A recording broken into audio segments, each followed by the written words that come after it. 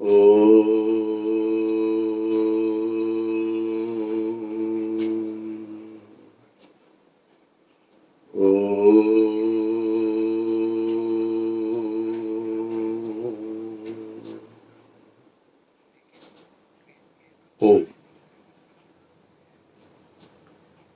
आज वेद मंत्र स्वाध्याय में हम प्राणायाम मंत्र का स्वाध्याय प्रारंभ करेंगे।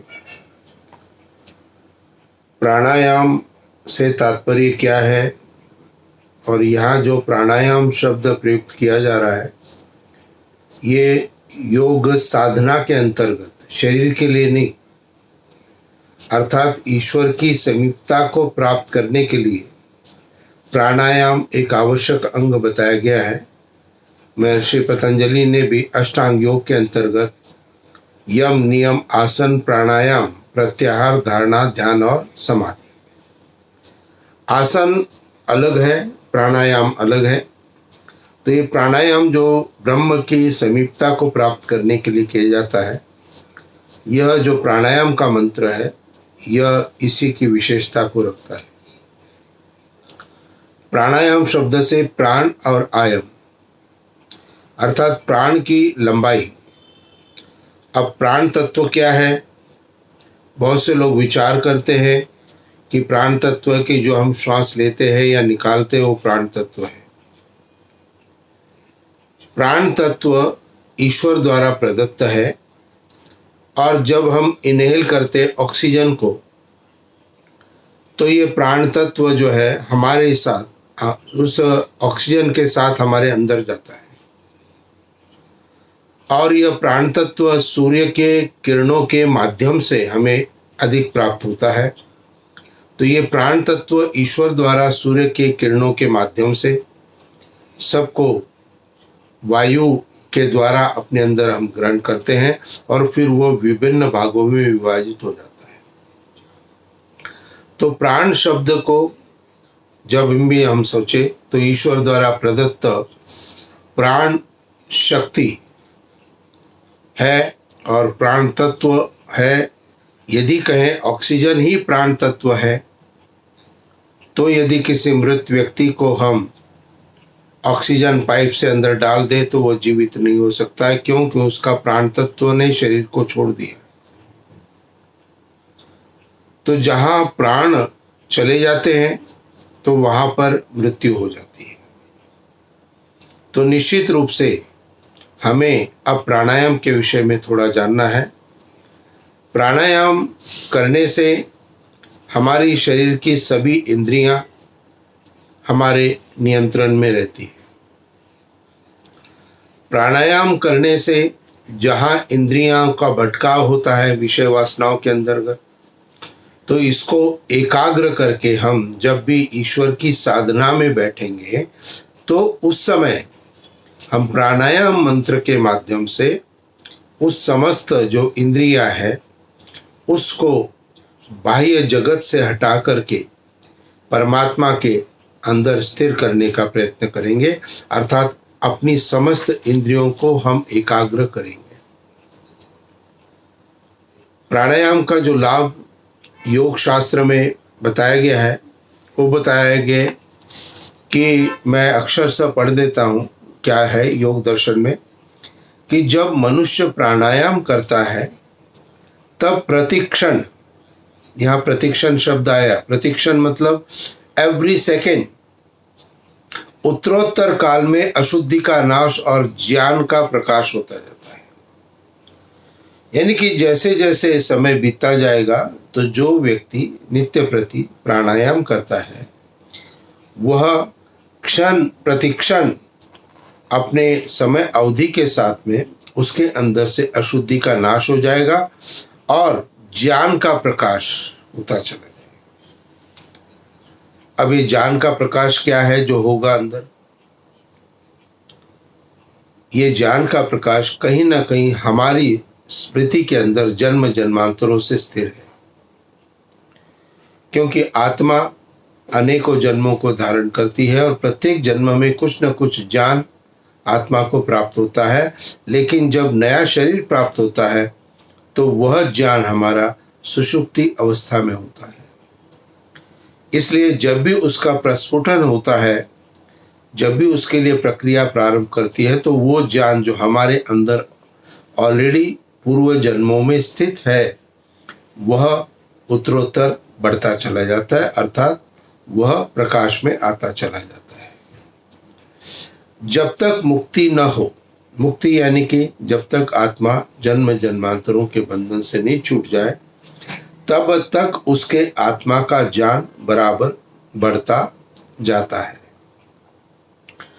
तो प्राणायाम बहुत आवश्यक है हमारे अंदर अशुद्धि का नाश करने के लिए, ज्ञान प्राप्ति के लिए। और भी इसका जो मनुस्मृति के अंदर जो अर्थ दिया है, प्राणायाम का लाभ दिया गया है, वो मनुस्मृति में ये लिखा गया है कि जैसे अग्नि में तपाने से स्वर्ण आदि धातुओं का मल नष्ट होकर शुद्ध होते हैं, वैसे ही प्राणायाम करके मन आदि इंद्रियों के दोष क्षीण होकर निर्मल हो जाते हैं। इसको महर्षि दयानंद सरस्वती ने अपने ग्रंथों में भी संदर्भ में दिया है कि जैसे अग्नि में तपाने से सुवर्ण आदि धातु, जो भी सोने आदि को शुद्ध करना है तो उसको तपाया जाता है, लिक्विड फॉर्म में किया जाता है, जो अशुद्धि होती है उस अशुद्धि को दूर कर देता है और तब शुद्ध सोना प्राप्त होता है। यही काम जो वहाँ पर सुवर्ण को, सोने को तपाने में अग्नि कर रही है, वही काम हमारे अंदर प्राणायाम करता है। तो मन आदि इंद्रियों के दोष क्षीण होकर, इंद्रियों में भी दोष है, मन में भी दोष है, व्यावहारिक जगत में हम रहते हैं, संसार में रहते हैं, स्वाभाविक है। तो वो जो बाह्य विषय वासनाओं के, वो सभी के सभी हमारे विषय जो है मन और इंद्रियों के जितने भी दोष है वो क्षीण हो जाते हैं, यानी उसकी प्रबलता नहीं रहती। होते तो है लेकिन प्रबलता न होने के कारण हमारा मन परमात्मा में स्थिर हो जाता है, निर्मल हो जाते हैं। अब प्राणायाम को कैसे करना है, तो 3 प्रकार के प्राणायाम मंत्र के अंतर्गत निर्देशित किए गए हैं। तो पहला प्राणायाम है कि स्थिर बैठकर के कमर गर्दन सिर एक सीध में है और श्वास को अंदर लेना है और जितना आप ले सके सामर्थ्य से उतना ही लेना है, अधिक का प्रयत्न नहीं करना है। प्राणायाम करने में इस बात को ध्यान में रखना है कि आपकी क्षमता अलग है, दूसरे व्यक्ति की क्षमता अलग है। तो अपनी क्षमता से जितना आप वायु को अंदर ले सकते हैं और फिर उसको यथासंभव जितना हमारा सामर्थ्य उतना ही अंदर रोक देना है और फिर हमें अपनी प्रक्रिया को जितना सामर्थ्य उसके बाद पूर्णतः सामान्यता। और इससे भी पहले जो अभी मैंने प्राणायाम बताया, उससे भी पहले सबसे पहला जो प्राणायाम है उसके अंतर्गत हम वेग से यानी कि तेजी से वायु को नासिका के माध्यम से बाहर फेंकेंगे बाय फोर्स।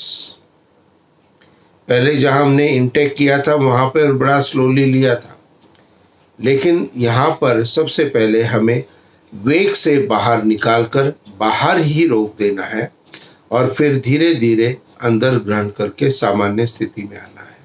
तो ये पहला प्राणायाम हो गया, एक प्राणायाम कि बाहरी रोक करके बाहरी स्थिर करें और फिर जब घबराहट हो तो धीरे धीरे अंदर ले वायु।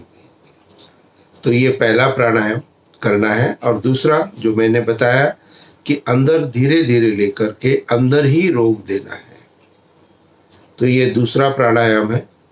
और तीसरा प्राणायाम है कि हम अपना विचार कर रहे परमात्मा का और वायु को जहां के वहां रोक देना है।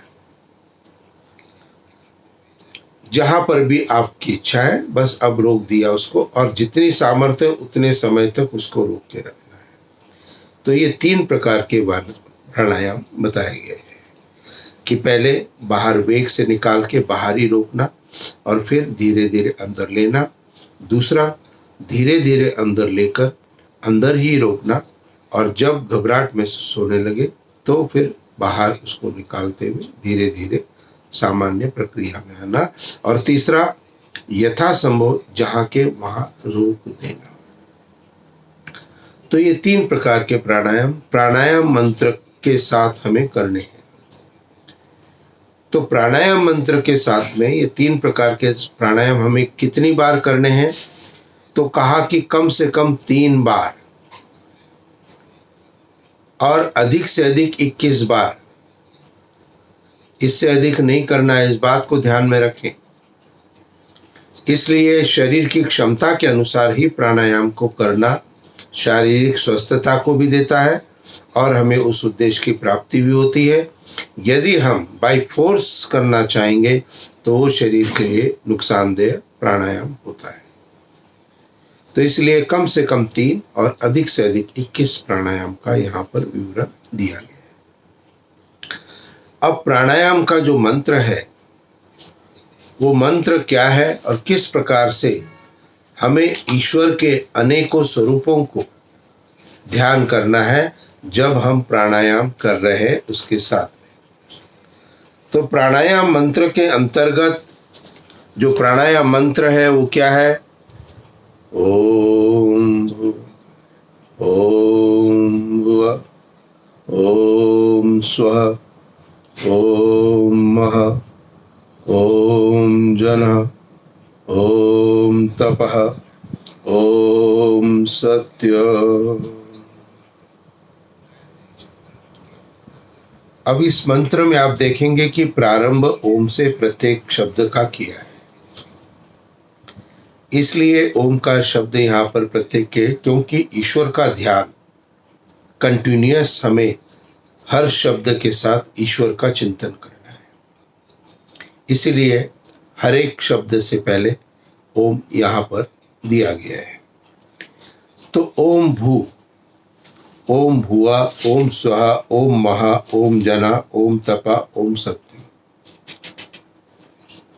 अब भू क्या है, मह क्या है, जना क्या है, तपा क्या है, सत्यम क्या है, स्व क्या है? तो इसके अर्थ को, इसकी डेफिनेशंस को मैं आपको बता रहा हूँ, विस्तार आप अपने आप इसको समझ सकते हैं। तो यहाँ पर भू शब्द सबसे पहले आया। तो भू प्राण को कहते हैं, जो प्राण स्वरूप होने के कारण सबके जीवन का रखने का हेतु है और जो प्राणों से भी प्रिय है, वह मेरे अंदर परमात्मा भू से हमें उनका ध्यान करना है। यानी कि जो प्राणों से भी प्रिय है और जो समस्त जीवन का हेतु है। ओम। तो मंत्र का शब्द का उच्चारण कर रहे हैं और ईश्वर के उस स्वरूप को संक्षेप में ध्यान करें। आप इसको नोटिंग जरूर करें। हर एक की डेफिनेशंस की नोटिंग्स, मेरे प्रत्येक प्रवचन में कुछ न कुछ ऐसी बात होती है जो कि आपके नोट करने के लायक है। इसलिए केवल सुनने मात्र से आप सोचते हैं कि हमें प्राप्ति हो जाएगी, तो पूर्णतः प्राप्ति नहीं होगी। लेकिन सुने हुए के साथ साथ यदि उसको आप अपनी नोटबुक एक अलग से बनाए स्वाध्याय की और उसके अंदर इन बातों को लिखें और अपने प्रकार से लिखें, अपने समझ से लिखें, और जो डेफिनेशन है जैसे मैं बता रहा हूँ डेफिनेशन को उसी प्रकार से आप लिखें। बाकी व्याख्या में आप अपने हिसाब से लिख सकते हैं। तो आपको पूर्णतः इन सभी चीज़ों से ज्ञानवान होना है और मेरा यह उद्देश्य है कि केवल सुनना नहीं है, अपितु इसको धारण करना है, समझना है पूर्णतः। तो भू शब्द का जो अर्थ है ईश्वर के संदर्भ में वो बताया। अब भुआ शब्द है, भुआ जो सब दुखों को दूर करता है, वह परमात्मा, उसका नाम भुआ संजक है। ओम भू, प्राणों से भी प्रिय। ओम भुआ, जो सब दुखों को दूर करता है। तो आप शब्द बोल रहे हैं प्राणायाम मंत्र का और मन के अंदर उसके अर्थ को, स्वरूप को, परमात्मा के ध्यान कर रहे हैं। तो ये प्रक्रिया करनी है। अब स्व, जो नानाविध जगत में व्याप्त होकर सबको धारण कर रहा है। तो ये स्व शब्द का जो अर्थ है, परमेश्वर का नाम जो है स्व भी है, वो है नानाविध जगत में व्याप्त होकर जो सबको धारण करता है। ये ईश्वर का स्वरूप है। मह क्या है? ईश्वर सबसे महान होने के कारण मह कहलाता है। सबसे महान है ईश्वर, इसलिए मह। जन क्या है? सबका उत्पादक होने से परमेश्वर का नाम जन है। तो सबका उत्पादक यानी कि जो भी कुछ उत्पन्न है, जितनी भी बातें, चीजें, उन सब का जो उत्पन्न करने वाला है वो परमपिता परमात्मा है। और ईश्वर ने जो तीन अनादि सत्ताएं हैं, उसके अतिरिक्त समस्त चीजें ईश्वर द्वारा उत्पन्न की गई है, बताई गई है। तो ईश्वर, जीव और प्रकृति, ये तीनों चीजें कभी भी उत्पन्न नहीं होती है, न कभी नष्ट होती है। अब आप कहेंगे जो उत्पन्न करने वाला है, तो पेड़ पौधों में फल आदि जो उत्पन्न होते हैं, ये व्यवस्था ईश्वर द्वारा प्रदत्त है, ईश्वर करा रहा है। लेकिन प्रकृति का कभी नाश नहीं होता है। प्रकृति, ये समस्त ब्रह्मांड को प्रकृति कहते हैं। तो यहाँ पर ईश्वर जो है वो जन है, वो सबका उत्पादक होने से परमेश्वर का नाम जन है। हमारे शरीर का उत्पादक कौन करता है? आप कहेंगे माता पिता के संयोग से।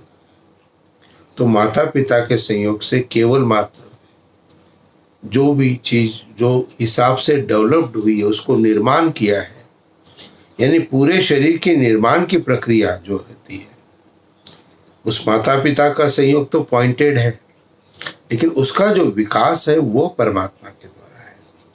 वो इसलिए परमात्मा के द्वारा है क्योंकि उसके अंदर नियम है, विकास का नियम है। आंखें यहीं आएंगी, नाक यही आएगा, मुंह यहाँ आएगा, आंख यहाँ आएगी।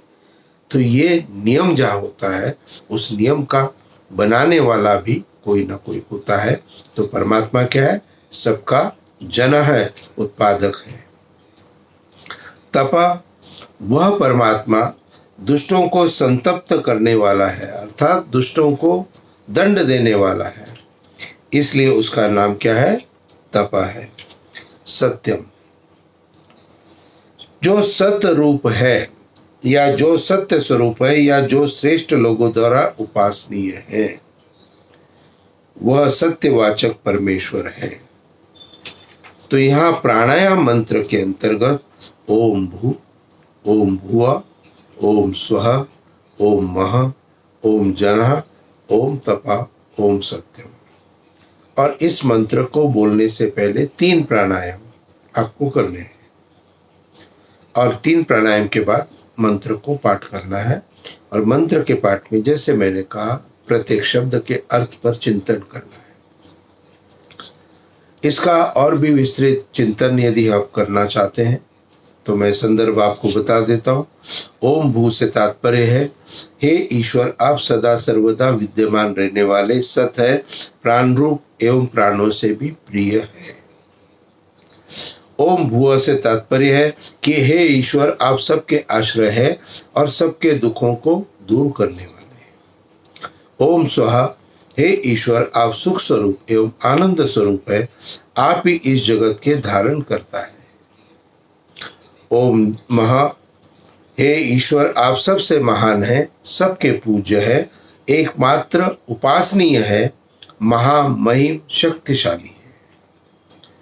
ओम जनः, हे ईश्वर, आप ही सकल जगत के उत्पादक है, सबको जीवन देने वाले हैं। ओम तपा, हे ईश्वर, आप तप स्वरूप है, दुष्टों के संतापक एवं दुष्ट भावनाओं के विनाशक है, समस्त ऐश्वर्यों से परिपूर्ण है। ओम सत्यम, हे ईश्वर आप सत्य स्वरूप है, अविनाशी है, श्रेष्ठों के द्वारा उपासनीय एवं वंदनीय है, सत्य आचरण के प्रेरक है। तो ये सब इनके अर्थ भी अलग से भी मैंने आपको बता दिए, जो शब्द के अर्थ के साथ में है, और प्रत्येक शब्द का जो जो अर्थ होगा वो मैंने अलग अलग आपको बता दिए। तो प्रत्येक शब्द के उस भाव को धारण करना है, और जो अभी मैंने आपको उनके सभी के अर्थ बताए, इसकी विस्तृत व्याख्या को भी अपने विचार में धारण करना है। तो प्राणायाम मंत्र योग साधना के अंतर्गत बहुत महत्वपूर्ण है, और प्राणायाम आवश्यक रूप से करना चाहिए, और प्राणायाम करने से हमारे अंदर की अशुद्धियां दूर होना प्रारंभ हो जाती है। तो आपके अंदर कोई अशुद्धि है या नहीं है? तो शरीर की तो शुद्धि हम नित्य प्रति स्नान से कर देते हैं, लेकिन अंदर में जो अशुद्धियां हैं वो किससे दूर होगी? तो ये सत्य से अंदर की अशुद्धियां दूर होगी। किससे? सत्य से, अर्थात ईश्वर के द्वारा प्रदत्त जो सत्य है वो हम धारण अपने जीवन में 100% करें। जो सही है वो सही, जो गलत है जो गलत है। और यदि सही किसी समय गलत है तो वो सही नहीं है, वो गलत है। और यदि गलत कभी किसी समय सही है तो वो सही है, वो गलत नहीं है। इसलिए किसी व्यक्ति विशेष के अंदर हम एक ही भावना को धारण करके सतत चलते हैं। तो जो चीजें सत्य है वो सत्य है, जो चीजें असत्य है वो असत्य है, और प्रत्येक व्यक्ति में सत्य और असत्य दोनों का समावेश होता है। इसलिए हमें सत्य के साथ चलना है, और सत्य के साथ चलते हुए इन प्राणायाम मंत्र से उस ईश्वर के सानिध्य को अपने अंदर धारण करने की प्रक्रिया को प्रारंभ करना है। वेद मंत्र का स्वाध्याय नित्य प्रति आप करें। तो प्रत्येक थोड़े से अंतराल में मैं एक एक वेद मंत्र की व्याख्या आपको इसीलिए कर रहा हूँ कि जिससे आपका वेद मंत्र स्वाध्याय के प्रति भी आपकी रुचि हो, और आप वेद मंत्र के स्वाध्याय में, वेद के स्वाध्याय के अंतर अपनी प्रवृत्ति को करना प्रारंभ करें। आप सभी के लिए ईश्वर से प्रार्थना करता हूँ। बाकी के मेरे वीडियो जो जो आने वाले हैं उनके लिए आपको मेरे चैनल को सब्सक्राइब करना पड़ेगा। चैनल आप सब्सक्राइब करेंगे तो आपको बिना मेरे सर्च किए हुए मेरा नया वीडियो आपको अपलोड हो जाएगा सामने यूट्यूब के अंदर प्रत्येक दिन, जब भी मैं अपलोड करूँगा उसके बाद। तो इसलिए आपको सर्च करने की जरूरत नहीं पड़ेगी। मेरे वीडियो में जब भी आप देखते हैं मोबाइल के अंदर, तो एक छोटी सी गोले के अंदर मेरी फोटो छोटी और नाम लिखा होता है। उस पर यदि आप टैप करेंगे तो आपको मेरा पूरा का पूरा जितने भी वीडियो उन सब की डिटेलिंग आपके पास आ जाएगी। तो जिसके अंतर्गत वीडियोस क्या क्या है, प्लेलिस्ट क्या क्या है, वो सब कुछ आप देख सकते हो। तो विस्तृत मेरे जितने भी प्रवचन है उसके लिए आपको मेरे YouTube वीडियो के जो जब आप देखते हैं तो उस छोटे से फोटो पर नाम पर टैप करेंगे तो आपको वो खुल जाता है। बहुत से लोगों को ये पता नहीं है, तो इसीलिए सूचनार्थ मैंने आपको बता दिया है। प्राणायाम बहुत आवश्यक तत्व है जीवन का। नित्य प्रति प्राणायाम करें, और प्राणायाम योग साधना का जो विषय है यानी ईश्वर प्राप्ति की योग साधना। तो इससे शरीर के अंदर भी अशुद्धियां दूर हो जाती है और ईश्वर की समीपता भी प्राप्त हो जाती है। तो दोनों ही बातें हमें प्राप्त होती है। तो ये वीडियो थोड़ा सा लंबा हो गया, 5-1 मिनट, तो थोड़ा मैं चाहता हूँ विस्तार से आपको समझाऊं, इसीलिए सोचता हूँ आप सभी मेरे साथ पूर्णतः इस वीडियो को देखने के लिए सहयोग करते रहेंगे। इति ओम शांति शांति शांति।